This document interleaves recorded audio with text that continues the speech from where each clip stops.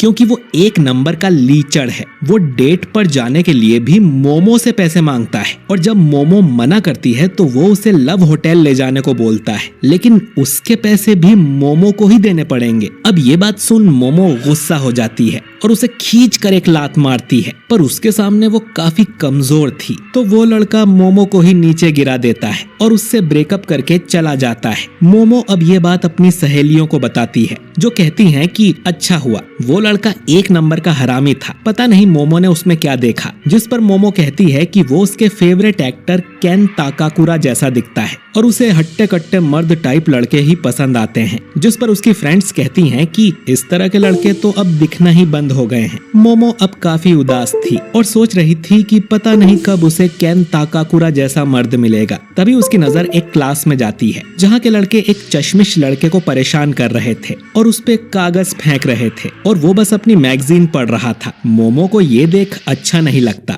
वो उस लड़के की बेंच पर जाकर बैठ जाती है और बाकी लड़कों को घूरने लगती है, जिससे वो लोग कागज फेंकना बंद कर देते हैं। मोमो अब उठकर वापस क्लास से बाहर आ जाती है और सोचती है कि वो अपना गुस्सा किस पर निकाले। तभी वो चश्मिश लड़का मोमो के पास आता है। उसे लग रहा था कि मोमो उसे लाइक करती है, इसीलिए वो उसके पास आकर बैठी थी। मोमो बोलती है कि शायद तुम्हें कोई गलत फहमी हो गई है और मोमो को उसमें जरा सा भी इंटरेस्ट नहीं है। लेकिन फिर वो लड़का मोमो को अपनी मैगजीन के बारे में बताने लगता है कि कैसे यूएफओ और एलियंस सच में होते हैं, लेकिन सरकार इस बारे में कुछ नहीं बताती। लेकिन ऐसे कई सारे सबूत हैं जिनमें यूएफओ को देखा गया है। मोमो बोलती है कि उसे नहीं लगता कि यूएफओ या एलियंस होते हैं, नहीं उसे इनके बारे में कुछ जानना है। इतना कहकर मोमो जाने लगती है, लेकिन फिर भी वो लड़का मोमो के सामने एलियंस के बारे में बड़बड़ करने लगता है। अब मोमो गुस्सा हो जाती है और कहती है कि अपनी बकवास बंद करो, शायद इसीलिए तुम्हारा कोई दोस्त नहीं है और ना ही कभी होगा। ये सुन उस लड़के को बहुत बुरा लगता है और उसके हाथ से मैगजीन गिर जाती है। मोमो को तुरंत ही एहसास होता है कि शायद उसने कुछ ज्यादा ही बोल दिया। वो उसकी मैगजीन उठाते हुए उस लड़के को सॉरी बोलती है और कहती है कि उसे नहीं लगता कि एलियंस होते हैं, पर वो मानती है कि भूत सच में होते हैं। ये सुन वो लड़का हंसने लगता है कि भूत जैसी कोई चीज नहीं होती, पागल हो क्या। ये सुन मोमो उस पे बहुत भड़क जाती है। दोनों अब लड़ने लगते हैं। मोमो का कहना था कि भूत सच में होते हैं और एलियंस नहीं। वहीं उस लड़के का मानना है कि सिर्फ एलियंस ही असली होते हैं। उन्हें लड़ते हुए मोमो की फ्रेंड्स देख लेती हैं और उन्हें लगता है कि मोमो को अपना नया बॉयफ्रेंड मिल गया और उन दोनों की जोड़ी काफी अच्छी लग रही थी। मोमो अब उस लड़के को चैलेंज करती है कि वो किसी भूतिया जगह पर जाकर दिखाए और अगर उसे वहां भूत दिखाई देता है तो वो मोमो का नौकर बन जाएगा। जिस पर वो लड़का भी कहता है कि मोमो उसकी बताई जगह पर जाकर दिखाए और अगर उसने वहां एलियंस देख लिए तो मोमो को उसकी नौकर बनना होगा। दोनों को शर्त मंजूर थी। अब रात के समय मोमो नागी जनरल हॉस्पिटल पहुंच जाती है जो कि कई सालों से बंद पड़ा था। मोमो ने उस लड़के का निकनेम ओकल्ट कुन या ओकारून रख दिया था। ओकारून कॉल पर मोमो को बताता है कि ये हॉस्पिटल एलियंस का अड्डा माना जाता है। अगर वो इसकी छत पर जाएगी तो एलियंस जरूर उसे किडनैप कर लेंगे और उसकी बॉडी के साथ एक्सपेरिमेंट्स करेंगे। मोमो पूछती है कि उसका आज तक किडनैप हुआ कि नहीं, जिस पर ओकारून बोलता है कि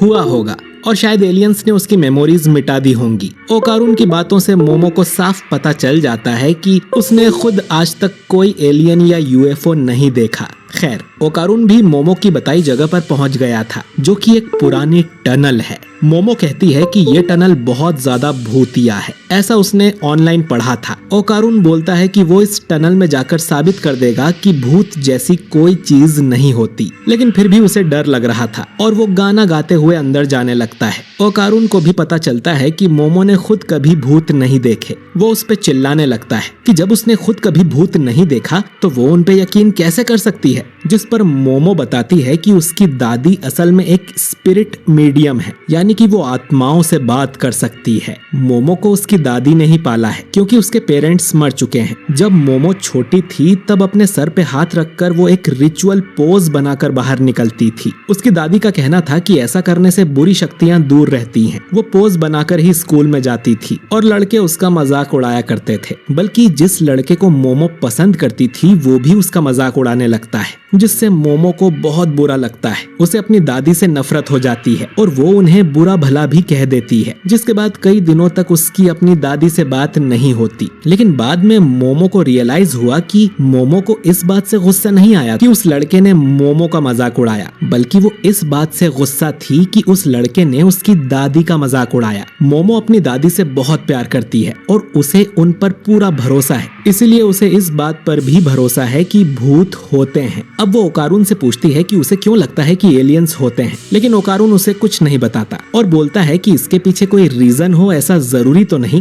खैर, ओकारून को अब टनल में खून के पंजों के निशान दिखने लगते हैं और जब वो पीछे मुड़ता है तो उसे एक डरावनी सी बुढ़िया दिखती है जो कि एक भूत है। अब ओकारून तुरंत गुफा से बाहर भागने लगता है। मोमो उसकी चीखें सुन कहती है कि वो भूत जरूर टर्बो ग्रैनी होगी और ऐसा कहा जाता है कि अगर वो किसी को पकड़ ले तो वो उस पे कर्स लगा देती है। ओकारून भागने की पूरी कोशिश करता है, लेकिन टर्बो ग्रैनी उस तक पहुंच जाती है और ओकारून का कॉल कट हो जाता है। मोमो अब उसकी मदद के लिए यहाँ से निकलने लगती है, लेकिन उसे यहाँ 3 आदमी जैसे रोबोट खड़े मिलते हैं जो कि असल में एलियंस थे। मोमो दूसरी तरफ भागने की कोशिश करती है, लेकिन वो लोग तुरंत ही मोमो को पकड़कर उसके कपड़े फाड़ देते हैं। मोमो को होश आता है तो उसके हाथ पैर बंधे हुए थे। एलियंस उसे बताते हैं कि वो लोग सर्पोइयंस हैं, क्योंकि वो सर्पो प्लेनेट से आए हैं। इनकी जाति में सिर्फ मेल्स ही हैं, क्योंकि ये जनसंख्या बढ़ाने के लिए क्लोन टेक्नोलॉजी का यूज करते हैं। ये भी इंसानों की तरह रिप्रोड्यूस करना चाहते हैं, इसीलिए ये इंसानों के ऑर्गन्स यानी बनाना चुराने यहाँ पर आए हैं। अब ये मोमो के साथ इंटरकोर्स करेंगे और फिर रिसर्च के लिए उसके ऑर्गन्स निकाल लेंगे। मोमो चिल्लाते हुए इनसे कहती है कि उसे जाने दे, लेकिन ये एलियंस अपनी साइकोकिनेसिस पावर का यूज करने लगते हैं ताकि मोमो हिप्नोटाइज हो जाए और इनकी बात माने। लेकिन मोमो दिमागी रूप से काफी मजबूत थी और उस पर इनकी पावर का ज्यादा असर नहीं होता। वो लोग अब एक्सपेरिमेंट शुरू करने वाले थे, लेकिन तभी मोमो का मोबाइल बजने लगता है। एक एलियन जब उस मोबाइल को उठाता है तो उसे जोर की लात पड़ती है और फिर उस मोबाइल में से एक भूत निकलकर बाहर आता है। ये भूत फिर उस एलियन को काट कर दूर फेंक देता है। ये भूत और कोई नहीं बल्कि ओकारून है, जिस पर टर्बो ग्रैनी का कर्स लग चुका है। ओकारून खुद को कंट्रोल नहीं कर पा रहा था और ग्रैनी उसे पजेस कर लेती है।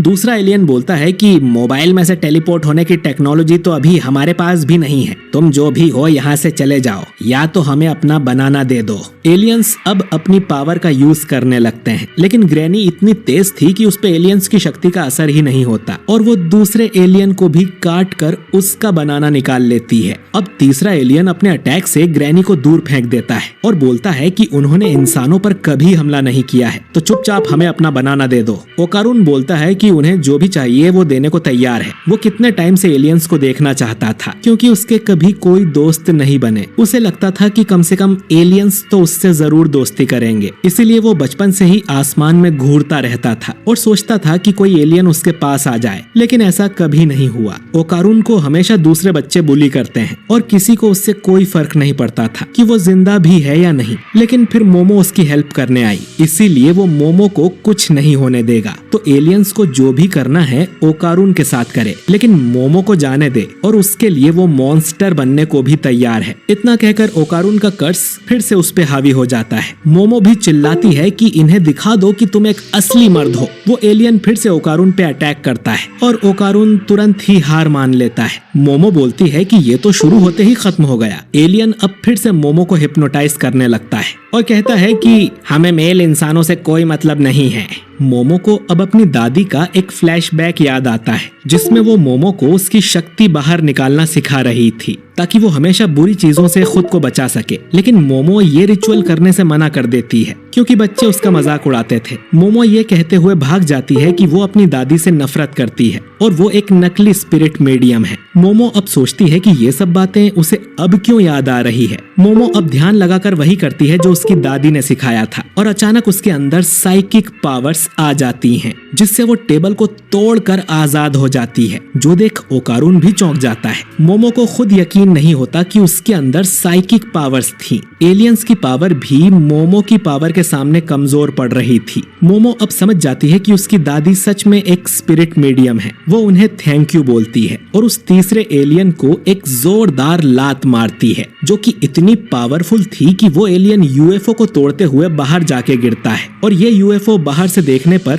एक मून की तरह लग रहा था, लेकिन अब ये अपने असली रूप में आ जाता है और नीचे गिरने लगता है। मोमो देखती है कि ओकारुन पूरी तरह से भूत बन गया था। वो मोमो को भी काटने आता है, लेकिन